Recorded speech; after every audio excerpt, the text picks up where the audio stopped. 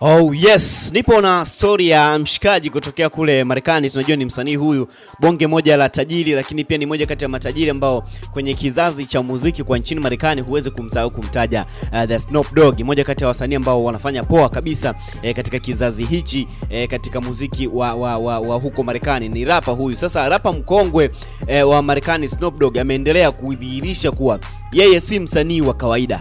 Kwenye mahojiano maalum ya jarida la Time, Snoop alifungua kusema kwamba kwa undani kuhusu maisha yake, mafanikio, mabadiliko na kila kitu ambacho anakuwa anakimiliki, lakini pia anachotamani kuacha duniani kama urithi wake. Yes, sasa kwa muda mrefu Snoop amekuwa na sauti ya mtaani, lakini leo ni sauti ya familia, jamii na kizazi kipya. Amebadilika kutoka kuwa rapper mkali wa miaka ya 90 hadi kuwa mjasiriamali, mlezi na mfano wa kuigwa.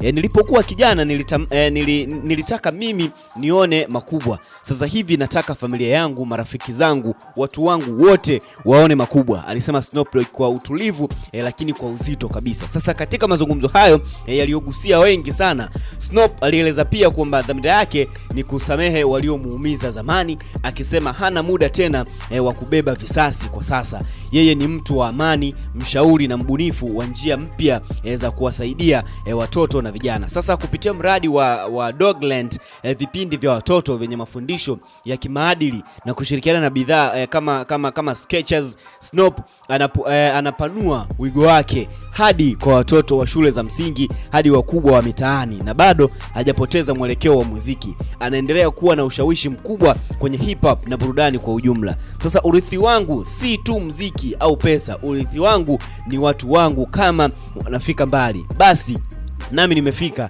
alisema bwana Snoop. Sasa kwa mashabiki wake Snoop anaendelea kusema kwamba zaidi ya rapa ni yeye, lakini pia ni nembo ya mabadiliko, uthubutu na hekima ya ukweli kutoka kwa mtu aliyepitia mengi na bado yuko juu bila kubadilika kuwa mtu bandia. Bana, mshikaji ameanza kufunguka kwamba yeye ashafuta mabaya yote, hata kwa wale ambao walikwisha kumkosea kipindi cha nyuma, yeye amefuta, kwa sababu yeye anachoamini upendo, lakini pia amani katika familia au katika nchi au katika mazingira yetu ya kawaida ndio kitu muhimu zaidi. So tuishi na hii slogan ya Snoop, au kila mmoja endelee na maisha yake. Bana, mimi ni Zeldari kabisa, lakini pia kwenye Instagram, Facebook na Twitter unatupata kama sawa sawa digital. Subscribe channel yetu, utakometisha kinoma noma.